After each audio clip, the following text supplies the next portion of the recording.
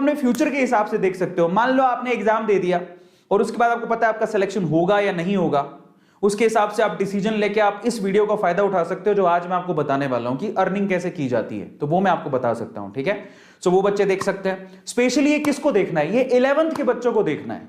आप इतने छोटे बच्चे, 10th के बच्चे, 11th के बच्चे जो अभी 11th या 10th में आए हैं, और कई लोग लगते हो हाँ हमने साइंस ली है सर, हम इतनी सारी बुक्स वगैरह और कमाने का काम भी।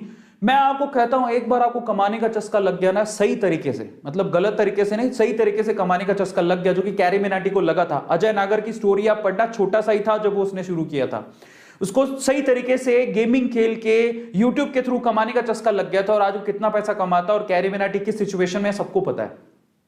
हमने तो, मुझे अफसोस होता है कि बचपन में शायद हमें अगर ये बातें पता होती तो शायद हम लोग आज पता नहीं रिच ही रिच होते, मल्टी रिच होते।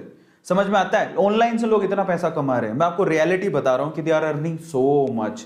मतलब ऑनलाइन से पैसा कमाना ऑफलाइन से थोड़ा आसान है, एट द सेम टाइम पैसा बहुत ज्यादा है, और एक कन्वीनियंसी भी बहुत है। तो आज उसके बारे में बात करूंगा। तो मैंने आपको रियलिटी बताई कि क्या क्या रियलिटी थी, और एक और बात बता देता हूं, मैंने अर्निंग कब से शुरू की तो मैं आपको वो भी बता देता हूं। देखो, हमारे पापा साहब, हमारे पिताश्री वो बनिया है, तो मैं आपको बता देता हूं कि मैंने जो अर्निंग है, पैसा कमाना, मैं अपने पापा के शॉप पे बैठता था। तो मैं जब 6-7 साल का था, हमारी तो पापा श्री की तो प्लानिंग ही यही थी कि दुकान पे हमारा वारिस तैयार है। तो जब मैं 6-7 साल का था तब दुकान पे बैठता था सेल्समैन की तरह। मैंने बहुत कमा के, बहुत घी के डब्बे बेचना, साबुन बेचना, ये काम किया हुआ है मैंने। तो मैं 6-7 साल का था तब से कमा रहा हूं। वो पापा के शॉप पे बैठ के मैं वो गल्ले पे बैठता था और सामान बेचा करता था। और दिवाली के टाइम पे तो घर के बाहर ही, इसी को यार कमाना ही तो बोलते हैं, घर के बाहर एक चारपाई लगाई, सामान दिवाली के पटाखे वगैरह बेच के पैसा कमाया करता था।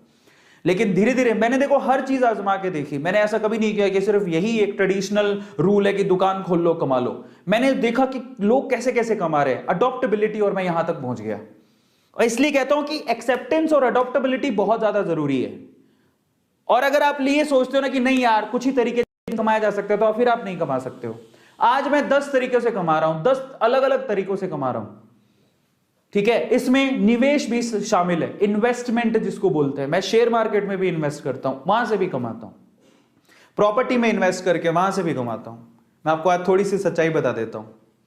तो शेयर मार्केट, प्रॉपर्टी, फिर ऑनलाइन छोटे छोटे से प्लेटफॉर्म है ना, यूट्यूब चैनल्स। तो आप अंदाजा लगा लो कि मैं अपने आप को, और एक और बात, पैसे से पैसा कमाना, वो बहुत इंपॉर्टेंट है कि आपके पास पैसा है, उससे पैसा कैसे कमाया जा सकता है। तो वो सारी चीजें आपके सामने धीरे धीरे खुलेंगी। लेकिन आप, सवाल ये है कि आप शुरुआत करना जरूरी है कि पैसा कमाना, अल्टीमेटली मकसद क्या है, पैसा कमाना। समझ में आता है? स्टडी भी कर रहे हो तो आपके माँ बाप क्या चाहते हैं, बच्चे पांव पे खड़े हो जाएं, पैसा कमाना शुरू कर दें। सही बात है? तो बस यही मकसद है। तो आप ना जब एक बार 10 रुपया कमाओगे यार, एक बार 100 रुपया कमाओगे ना, तो फिर आपको अच्छा लगेगा कि मैं भी अर्न कर सकता हूं। ये फीलिंग आनी जरूरी है यार, आई कैन ऑल्सो